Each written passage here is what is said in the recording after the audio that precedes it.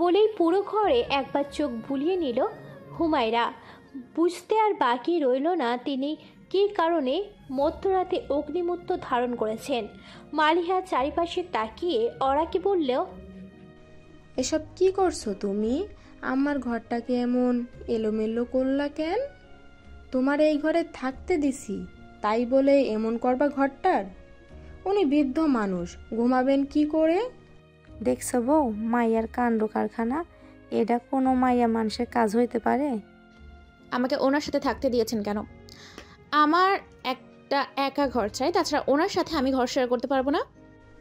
আজকে একটু কষ্ট করে থাকলেই পারো। সবাই তো থাকছে, হঠাৎ সবাই এসেছে, তাই বাকি ঘরগুলো গুছিয়ে উঠতে পারিনি। ইয়াদ এতক্ষণ দরজার কাছে দাঁড়িয়ে সব শুনছিল। বলল, মামিমা, তোমরা ঘুমোতে যাও। ওরা এই ঘরেই থাকবেন, আর ঘরটা তিনি নিজেই গুছিয়ে নেবেন, কেউ সাহায্য করবে না। আর নানি, তুমি আমার ঘরে গিয়ে শুয়ে পড়ো। এই ঘরে শুতে হবে না, আমি ইনান আর নাবাতের সাথে শুয়ে পড়বো। অরার ঘর থেকে বেরিয়ে নিজের ঘরে এলো ইয়াদ। রাহেলা বেগমকে শুয়ে দিয়ে নিজের জিনিসপত্র নিয়ে ইনানের ঘরে চলে গেল। ইনানের ঘরে এসে দেখল নাবাত আর ইনান পুরো খাট দখল করে শুয়ে ঘুমিয়ে আছে। তাদের ঘুমাতে আর জাগালো না। চেয়ার টেনে জানালার পাশে গিয়ে বসল। নিশুতির রাতের আধার চারিপাশে। দূর থেকে শিয়ালের ডাক ভেসে আসে। মৃদু সমীরণ বইছে বাহিরে। ইনানের ঘরের জানালার বাহিরে একটা হাসনাহেনা ফুলের গাছ আছে। রাত বাড়তেই হাসনাহেনার তীব্র সুবাস ছড়ায়। ইয়াদ থুতনিতে হাত রেখে জানালার বাহিরের অন্ধকারে খানিকক্ষণ তাকিয়ে রইল। দীর্ঘ সময় অন্ধকারে এক নাগারে তাকিয়ে থাকতে থাকতে চোখ জ্বলে উঠল তার। সেদিক থেকে দৃষ্টি ফিরিয়ে এনে বসা থেকে উঠে দাঁড়ায় ইয়াদ। অন্ধকার হাতড়ে ঘর থেকে বেরোতেই চোখে পড়ল হুরায়রার ঘরে। হুরায়রার ঘরের তখনও আলো জ্বলছে। ইয়াদ অহেতুক সেখানে দাঁড়িয়ে থেকে শেষে দরজা খুলে ঘরে ঢোকে। চেয়ারে বসে টেবিলের উপর বইয়ে মাথা রেখে ঘুমিয়ে আছে হুরায়রা। হুরায়রার ঘুমন্ত মুখের দিকে তাকিয়ে কিঞ্চিত হাসে ইয়াদ। তার ছোট্ট হুটটা ঘুমন্ত অবস্থায় কি মিষ্টি না দেখতে লাগে, যেন সত্যি সত্যি কোনো জান্নাতের হুর এসে এই ঘরটায় আলোকিত করে রেখেছে। ইয়াদ অতি সন্তর্পণে এগিয়ে হুরায়রার কাছাকাছি এসে দাঁড়ায়। ঘুমন্ত হুরায়রার কপালে আলতো হাতে ছুঁয়েই এলোমেলো চুলগুলোকে কানের পাশে গুজে দেয়। কপালে কারোর স্পর্শ পেয়ে নড়ে চড়ে ওঠে হুরায়রা। তাকে নড়ে উঠতে দেখে ইয়াদ দ্রুত হাত সরিয়ে নেয়। হুরায়রার ঘুম পাতলা হয়ে এসেছে দেখে ঘর থেকে বেরিয়ে আসার জন্য অগ্রসর হয়ে আবার কি চিন্তা করে দাঁড়িয়ে পড়ে। ফিরে এসে হুরায়রাকে কোলে তুলে বিছানায় শুয়ে দিয়ে পায়ের কাছ থেকে কাঁথাটা টেনে গায়ে জড়িয়ে দিয়ে নিজে হুরায়রার মাথার কাছে বসে পড়ে। জানিস তো হুর, কিছু জিনিস আছে যা চাইলেও ছোঁয়া যায় না, শুধু দূর থেকে অনুভব করতে হয়। তুইও ঠিক তেমনই একজন, যাকে আমি ছুঁতে পারি না, অথচ হৃদয়ের সমস্তটুকু দিয়ে অনুভব করতে পারি।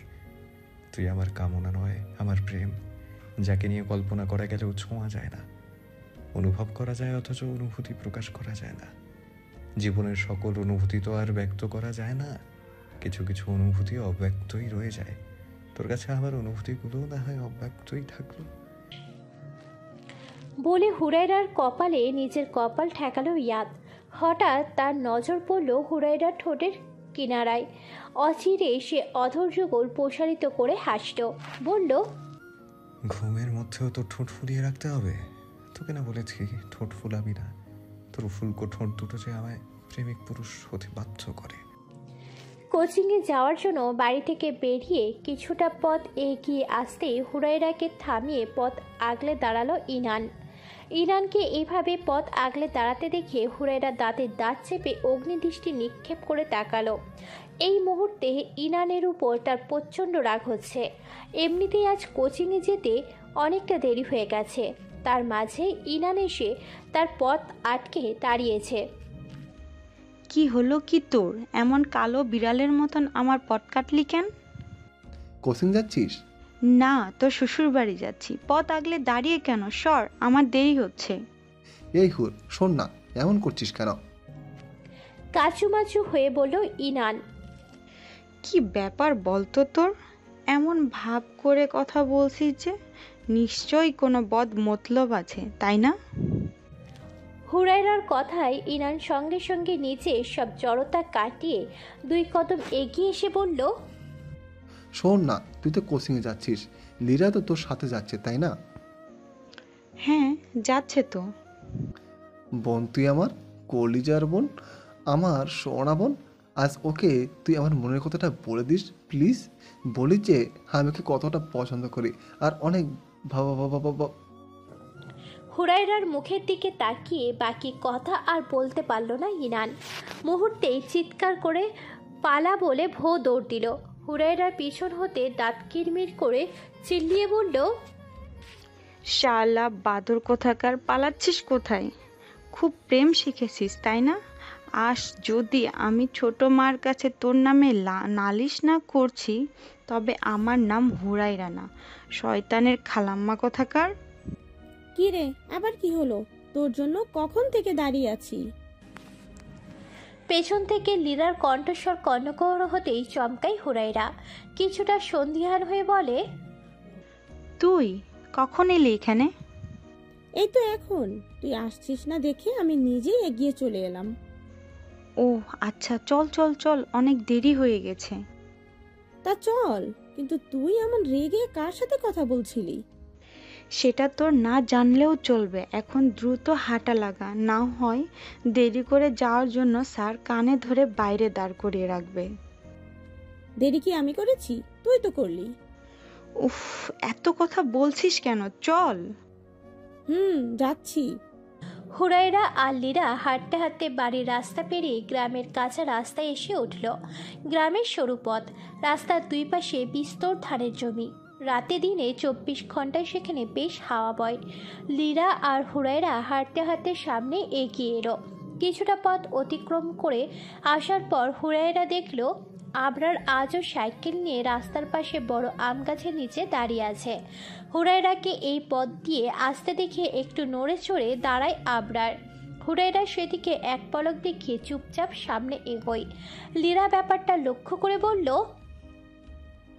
হুরাইয়া, ওই যে দেখ, আবরার ভাই আজও দাঁড়িয়ে আছে। হুরায়রা জবাব না, আর চোখে আর একবার দেখল আবরারকে। আমার মনে হয় আবরার ভাই তোকে পছন্দ করে। জানি। তুই জানিস? বলেছে তোকে? না। তবে বুঝলি কি করে? যখন কেউ কারো প্রেমে পড়ে তখন সে নিজে বুঝে ওঠার আগে অপর মানুষটি সেটা বুঝতে পারে। ভালোবাসার অনুভূতিটা ঠিক সূর্যের রশ্মির মতোই প্রখর, যেটা মানুষ শত চেষ্টা করলেও লুকিয়ে রাখতে পারে না, ঠিক যেমন তুই এখন বুঝেছিস। বলেই হুরায়রা একটা দীর্ঘশ্বাস ছাড়ল। পৃথিবীর এই অদ্ভুত নিয়মের মাঝে শুধু তার তপ্ত হৃদয়ের অনুভূতিগুলোই যেন মৃতপ্রায়, যেই অনুভূতি ইয়াদের হৃদয় অবধি আজও পৌঁছাতে পারেনি। হুরায়রাকে যত এগিয়ে আসতে দেখল আবরারের হৃদস্পন্দন ততই বাড়তে লাগলো। তার নিঃশ্বাস থেমে যেতে চাইছে।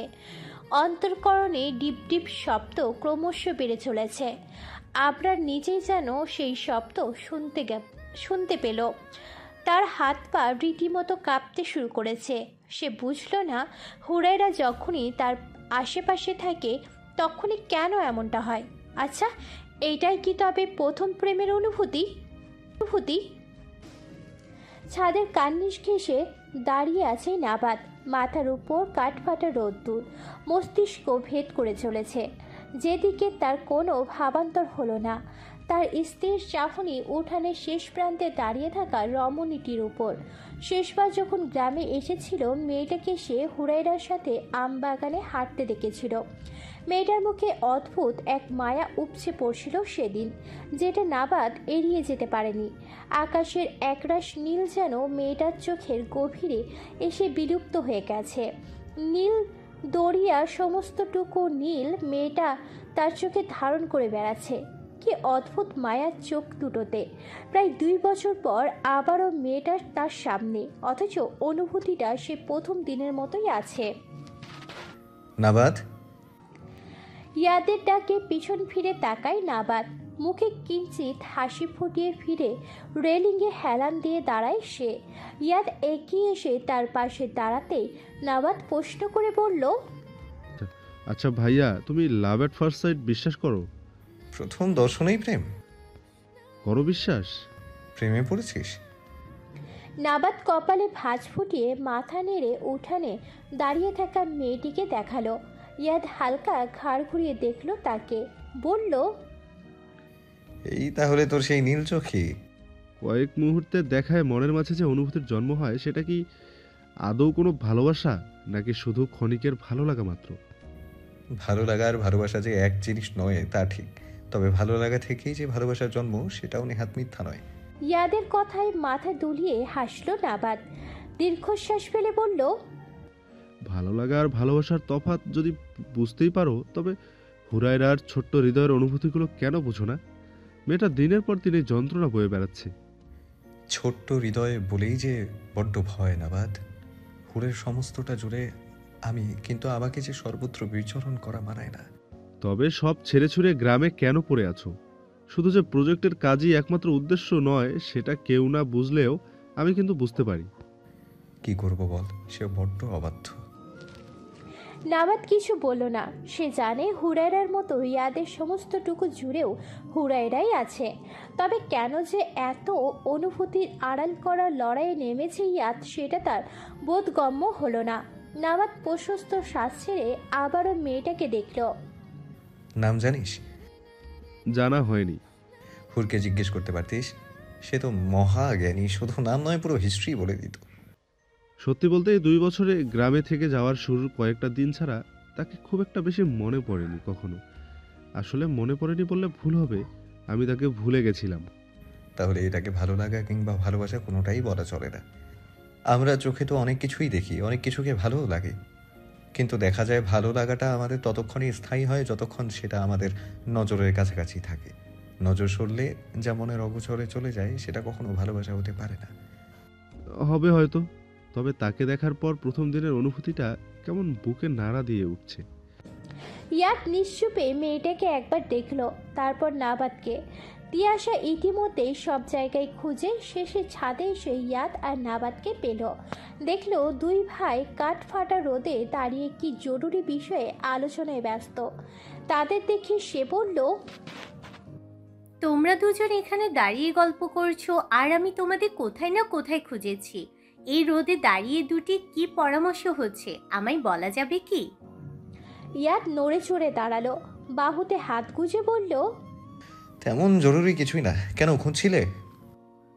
এমনি, চলো নিচে চলো, ওদিকে ওরা কি কাণ্ড বাঁধিয়েছে দেখবে গিয়ে।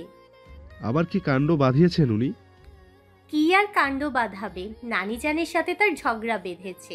এক্ষুনি তাদের না থামালে সেখানে যে কিছু একটা ঘটে যাবে, এই ব্যাপারে আমি নিশ্চিত।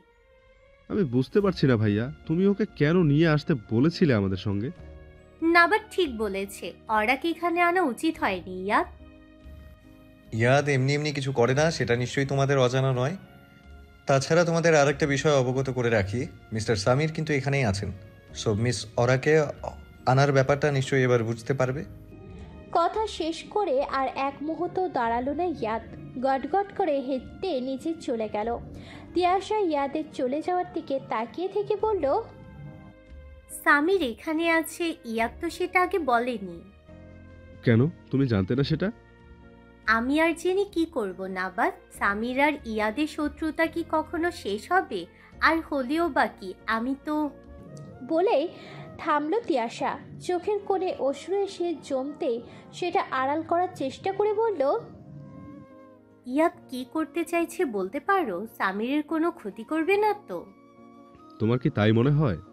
তাছাড়া তুমি বেশ ভালো করেই জানো ভাইয়া আর যাই করুক কারো ক্ষতি করার কথা চিন্তা করতে পারে না। তবে ওরা কি কেন এনেছে? তুমি সামিরকে নিয়ে একটু বেশি ভাবছো তিয়াশা। মোটেই না, তেমন কিছুই নয়, আমি শুধু জানতে চেয়েছি। নাবাদ ইতিমধ্যে তিয়াশাকে লক্ষ্য করলো। তিয়াশার চোখ দুটো লাল হয়ে উঠেছে। কি আছে তিয়াশার মনে? মেয়েটা কি এখনো? তবে না, আর ভাবতে পারলো না সে। এখন তাকে নিচে যেতে হবে। তিয়াশার ব্যাপারটা আপাতত না ভাবলেও চলবে। কিছু জিনিস সময়ের হাতে ছেড়ে দেওয়া উচিত। সময় তখন পরিস্থিতির মুখোমুখি দাঁড় করাবে। গলা সমান পানিতে কান ধরে দাঁড়িয়ে আছে হুরায়রা। একটু পর পর নাক টেনে টেনে কাঁদছে সে। ইয়াদ খাটে বসে পায়ের উপর পা রেখে হুরায়রাকে অবলোকন করছে। ইয়াদের স্থির চাহনির দিকে তাকিয়ে হুরায়রার গলা প্রায় শুকিয়ে এলো। 1.5 ঘন্টা যাবৎ সে গলা সমান পানিতে কান ধরে দাঁড়িয়ে আছে। আরও কতক্ষণ এইভাবে দাঁড়িয়ে থাকতে হবে জানে না। ইয়াদ কান চুলকাতে চুলকাতে বলল, এভাবে ফ্যাঁচ ফ্যাঁচ করে কাঁদছিস কেন? আপনি আমায় শাস্তি দিচ্ছেন কেন? কি করেছি আমি? তুই বলতে চাচ্ছিস যে তুই শাস্তি পাওয়ার মতো কিছুই করিসনি? না, আমি কিছুই করিনি। আপনি ইচ্ছে করে আমার সাথে এমন করছেন। আর সেটা কেন করছেন একটু বলবেন আমায়? ইয়াদ কান চুলকানো থামিয়ে হুরায়রার দিকে মনোযোগ দিল। ভুরু যুগল কুচকে বলল, তোকে না সেদিন বলেছিলাম আবরারের সাথে আর কখনো কথা বলতে দেখলে তো ঠ্যাং আমি ভেঙে দেব। তবে আজ আবার কোন সাহসে রাস্তায় দাঁড়িয়ে তার সাথে কথা বলতে গেলি? আমি কি ইচ্ছে করে ওনার সাথে কথা বলতে গিয়েছি নাকি? উনিই তো আমাকে দাঁড়াতে বলল। হুরায়রার এমন জবাবে রাগে হাত মুষ্টিবদ্ধ করে নিল ইয়াদ। প্রচণ্ড রাগে তার কপালের সরু রগগুলো ফুলে উঠেছে। আজকাল মুখে মুখে তর্ক করাও শিখে গেছিস দেখছি। আমি কি ভুল বলেছি? আপনি কেন আমার সাথে এমন করেন? আমি তো বলছি আমি ইচ্ছে করে দাঁড়াইনি। তুই কি ভেবেছিস ইয়াদ কিছুর খবর রাখে না? খুব প্রেমপত্র পাওয়ার ইচ্ছে হচ্ছিল তাই না? সেজন্যই রাস্তায় দাঁড়িয়ে প্রেমপত্র নেওয়া হচ্ছিল। প্রেমপত্র শব্দটা শুনে ভয়ে একেবারে দমে গেল হুরায়রা। ইয়াদ যে আবরারের দেওয়া চিঠিটার কথা জেনে যাবে সেটা সে ভাবতেও পারেনি।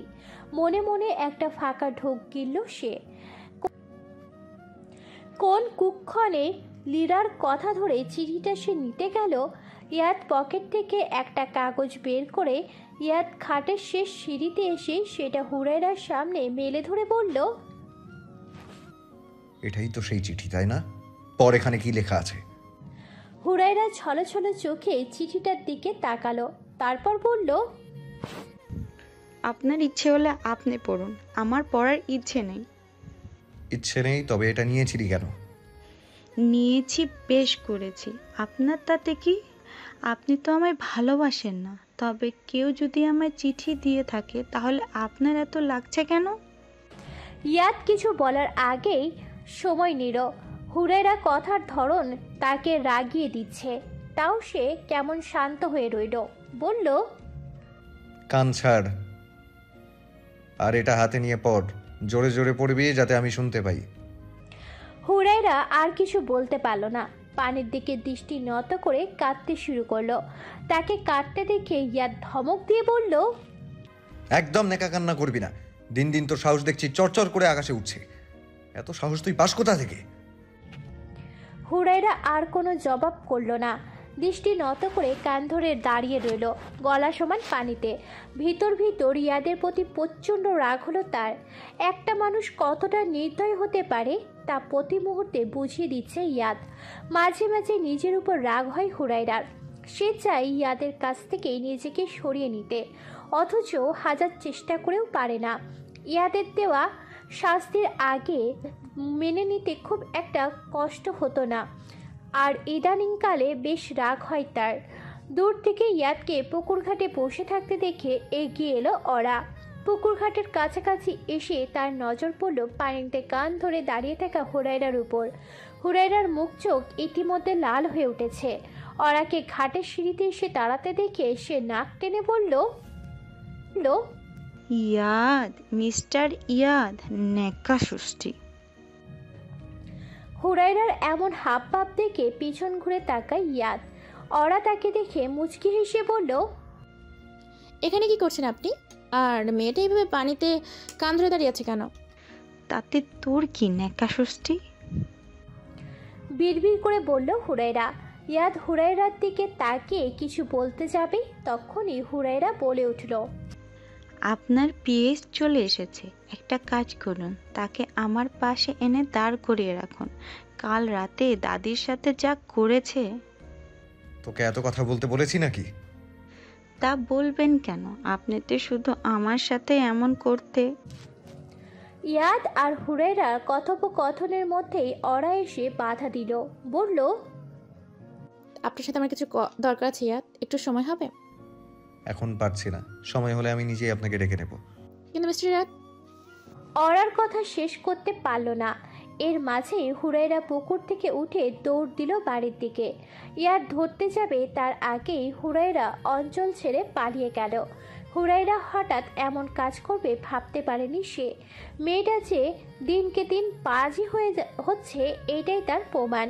হুরাইরা চলে গেলে ইয়াদ অরাকে বলল, আচ্ছা চলুন সামনে যাই, কারখানার কাজ চলছে, বাবা নাবাদ সেখানেই আছে, যেতে যেতে কথা বলি। অরা কিছুটা খুশি হলো, তবে প্রকাশ করলো না। একটু আগে সে অনেক বড় কাজ সেরে এসেছে। এই মুহূর্তে তাকে সবার সাথে স্বাভাবিক ব্যবহার করতে হবে, নয়তো ধরা পড়ে গেলে রক্ষা থাকবে না। বেশ ভোরবেলায় হুরাইরার ঘুম ভাঙল। চারিদিকে তখনও ঠিক করে আলো ফোটেনি, একটা মৃদু আলোয় ভরে আছে চারপাশ। হয়তো একে উষালগ্ন বলে লোকে। হুরাইরা বিছানা ছেড়ে জানালার কাছে এসে দাঁড়ায়। জানালার বাহিরে ছাতিম ডালে দুটো হলদে পাখি জড়াজড়ি হয়ে বসে আছে। হুরাইরা জানালার বাহিরে হাত বাড়াতেই তারা উড়ে গিয়ে সবচেয়ে উঁচু ডালটায় বসলো। ধীরে ধীরে চারপাশ আলোকিত হয়ে উঠেছে। হুরাইরা জানালার পাশ থেকে সরে এসে পা টিপে টিপে ঘর থেকে বেরিয়ে এলো। বাড়ির সকলে এখনো ঘুমে। শুধু রায়হানা বেগমের ঘর থেকে চাপা কান্না সুর ভেসে আসছে। হুরাইরা একবার ভাবলো দাদির ঘরে যাবে, পরক্ষণেই আবার কি ভেবে আর গেল না। পা টিপে টিপে রায়হানা বেগমের ঘর হয়ে বেরিয়ে এলো উঠানে।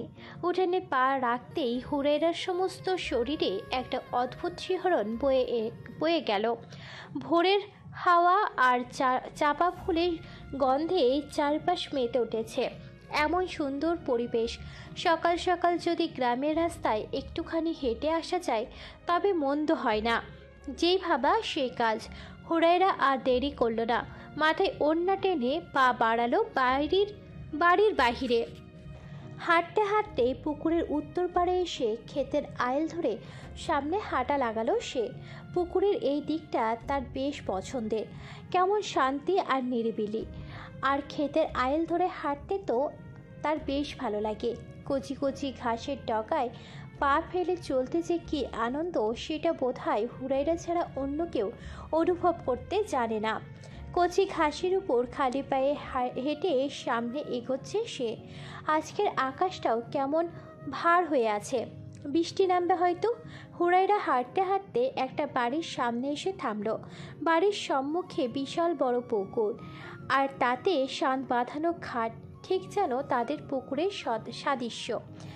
এর আগে সে কখনো এই দিকটায় আসেনি। হুরাইরা বাড়িটাকে অবলোকন করতে করতে আরেকটু সামনে এগিয়ে এলো। পুকুরের খুব কাছাকাছি এসে সে চারপাশে চোখ বুলিয়ে নিতে নজর পড়ল ঘাটের সিঁড়ির উপর। যুবকটি বেশ দক্ষ হাতে মাছ ধরছে। পটাপট বড়শিতে বড় মাছ তুলে আনছে। পরপর বেশ বড় কয়েকটা মাছ তুলে রেখে শেষের মাছটা তোলার অপেক্ষায় আছে স্বামীর। পানিতে বড়শি ফেলে মনোযোগ দিয়ে সেদিকে তাকিয়ে রইল। একটু পর বড়শি টান পড়তেই সেই মাছ তুলতে ব্যস্ত হয়ে পড়ল। এবারের মাছটা অন্য মাছগুলোর চাইতে কিছুটা বড় মনে হলো। মাছ তুলতে বেশ জোর খাটাতে হচ্ছে তাকে। পুকুরের অপর পাশ থেকে তা খুব মনোযোগ দিয়ে দেখছে হুরাইরা। মাছটা সত্যি বড় সাইজের। স্বামী সেটা টেনে তুলতে গিয়ে একেবারে হাঁপিয়ে উঠেছে। একা এত বড় মাছ তুলে আনা যে সেই কথা নয়। বেশ খানিকটা সময় চেষ্টা করেও কোনো লাভ হলো না। বড়শি হাত থেকে ছুটে পানিতে পড়ে গেল। হুরাইরা এমন দৃশ্য দেখে নিজের হাসিটা আটকে রাখতে পারল না। চারিপাশ মাতিয়ে খিলখিল শব্দ করে হেসে উঠল। হুরাইরার হাসির শব্দে চমকে ওঠে স্বামীর। আশপাশটায় চোখ বুলিয়ে সামনে তাকাতে দেখল পুকুরের অপর প্রান্তে দাঁড়িয়ে সেই দিনের ষোড়শীটি কোমরে হাত দিয়ে হাসছে। স্বামীর তাকে হাসতে দেখে ভুরু কুঁচকে নিল, গলা বাড়িয়ে বলল, হুমাইরা, এত সকালে তুমি এদিকে কি করছো? হুরায়রা হাসি থামিয়ে বলল, আপনার মাছ ধরা দেখছিলাম, শেষেরটা দেখার সৌভাগ্য হলো না, বড়শি সহ মাছ পানিতে। বলেই আর এক দফা হাসল সে। স্বামীর মুগ্ধ দৃষ্টিতে হুরায়রাকে দেখল।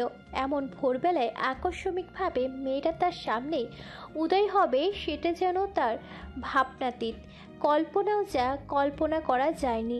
এই মুহূর্তে ঠিক তাই ঘটল তার সাথে। ওখানে দাঁড়িয়ে থাকবে ভেবেছো নাকি এদিকে আসবে?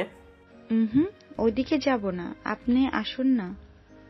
স্বামীর বাকি মাছগুলো তুলে খাটের একপাশে রেখে এইদিকেই এগিয়ে এলো। বলল, ভাবিনি এইদিকে আসিবে তুমি, তাও আবার এমন ভোরবেলায়। এদিকটাই এর আগে কখনো আসিনি আমি। আগে আসুনি? না। তবে আজ এলে? হাঁটতে হাঁটতে কখন চলে এসেছি বুঝতেই পারিনি। এর আগে কখনো এই দিকটায় আসা হয়নি, তাই জানতাম না এখানে আমাদের বাড়ির পুকুরের মতোই একটা পুকুর আছে। এখানে দাঁড়িয়ে কথা বলবে নাকি ওইখানে বসবে? বসবো না, দেরি হয়ে যাবে, কাউকে জানিয়ে আসিনি তো। আচ্ছা ঠিক আছে, হাঁটতে হাঁটতে না হয়ে কথা বলা যায়, কি বলো? আচ্ছা, বাড়িটা কি আপনার? এরকম তাই। এর আগে তো আপনাকে কখনো দেখিনি গ্রামে, এবার প্রথম এলেন বুঝি? বেশ কয়েকবার এসেছি। আচ্ছা তুমি যে বললে আমি এর আগে এই দিকটাই কখনো আসিনি, এটা কিভাবে সম্ভব বলো তো? তুমি তো গ্রামেরই মেয়ে, তোমার তো এই কয়েকটাই আসার কথা। আসবো কি করে? আমার তো ঘর থেকে বেরিয়ে পুকুর ঘাটেও আসা বারণ। কেন কেন? অবাক হয়ে প্রশ্ন করলো স্বামীর। হুরায়রা কিছুটা ব্যথিত হয়ে গাল ফোলালো। বলল, উনি আমাকে কখনো বের হতে দেন না, এমনকি আমবাগানে পর্যন্ত যেতে দেয় না। সেদিন আমবাগানে গিয়েছিলাম বলে 2 ঘন্টা কানে ধরিয়ে পুকুরে দাঁড় করিয়ে রেখেছিলেন। স্বামীর কপালে ভাঁজ তুলে বলল, উনিটাকে? ওই যে যাকে আপনি মিস্টার ইয়াদ বলেন সে। স্বামীর এবার অবাক না হয়ে পারল না। হুরায়রার দিকে তাকিয়ে সে স্নিগ্ধ হয়ে বলল, উনি তোমায় শান্তি দেন? কথার অবাধ্য হলেই দেন, গতকালকেও দিয়েছেন। তুমি সেইটা মেনে নাও। স্বামীর আর কথা বাড়ালো না। সে বেশ বুঝতে পেরেছে ইয়াদকে হুরায়রা কতটা ভয় পায়। তবে হুরায়রার প্রতি ইয়াদের এত বাধা নিষেধের ব্যাপারটা কিছুতেই মাথায় ঢুকলো না। দুজন চলতে চলতে প্রায় বাড়ির কাছে এসে দাঁড়িয়েছে। হুরায়রা এদিক ওদিক তাকিয়ে বলল, আচ্ছা, আপনার নামটাই তো জানা হলো না। সামির। আমার বাড়ি এসে গেছি, এখন যেতে হবে, আসি আমি। বিদায় নিয়ে হুরায়রা সামনে এগিয়ে গেল। স্বামীর তাকে ডেকে বলল, আমার সাথে কথা বলছো দেখি ইয়াদ তোমাকে শাস্তি দিবে না তো? হুরায়রা মুচকি হেসে বলল, যার শাস্তি দেওয়ার সে কারণে হোক অকারণে হোক শাস্তি দেবেই, তবে এখন আর আমি তার শাস্তির ভয় করি না, সয়ে গেছে তো। বলেই হুরায়রা আর দেরি করল না, বাড়ির পথ ধরল। স্বামীর মনে মনে কিছু একটা চিন্তা করে হুরায়রার দিকে তাকিয়ে দেখল। মেয়েটা যে বড্ড সরল এই ব্যাপারে তার সন্দেহ নেই। তবে যতবার সে ইয়াদের কথা বলতে গেছে ততবারই চেহারায় আলাদা একটা আভা দেখা গেছে, যেটা একেবারের জন্যও স্বামীরের নজর এড়িয়ে যায়নি। মেয়েটার স্বভাবই এমন, যাকে সে মন থেকে ভালোবাসে কিংবা পছন্দ করে, কারণে হোক বা অকারণে, তারা শুধু সেই মানুষটির কথায় বারবার বলে। হুরায়রার কথায় স্বামীরের এতটুকু বুঝতে অসুবিধা হয়নি যে মেয়েটা ইয়াদের প্রেমে পড়েছে। শুধু প্রেমে পড়েই শান্ত হয়নি, বরং প্রেম নামক কঠিন অসুখে ভুগছে। এই অসুখ সহজে সারবে না। বাড়িতে এসে হুরায়রা সোজা নিজের ঘরে চলে গেল। তার ভেতরটা টিপ টিপ করছে, সারা শরীরে শিহরণ বয়ে যাচ্ছে। ইস, কি লজ্জা! ইয়াদের কথা মনে পড়তেই সে দুহাতে মুখ ঢেকে নিল। স্বামীর সঙ্গে কথা বলে বাড়ি ফিরতে ইয়াদের মুখোমুখি হয়েছিল হুরায়রা। ইয়াদ তখন পুকুর ঘাটে বসেছিল। তাকে ওই দিক থেকে ছুটে আসতে দেখে পথ আগলে দাঁড়ায়। হুরাইরা মনে মনে তখন ওই ভয়টাই পাচ্ছিল। হয়তো ইয়াদ জেনে গেছে সারা সকালটা সে বাড়ি ছিল না, তাই পথ আগলে দাঁড়িয়েছিল। অথচ তার সকল ভাবনাকে ভুল প্রমাণিত করে ইয়াদ তাকে একটানে কোলে তুলে নেয়। কিছু বোঝার আগেই ঘরে এনে তাকে বিছানায় ফেলে দিয়ে ঘরের দরজা লাগায়। ইয়াদের এহেন কর্মকাণ্ড বুঝতে না পেরে অবাক হয়ে তাকিয়ে থাকে হুরায়রা। দরজা লাগিয়ে ফিরে এসে একটা চেয়ার টেনে হুরায়রার সামনে গিয়ে বসে ইয়াদ।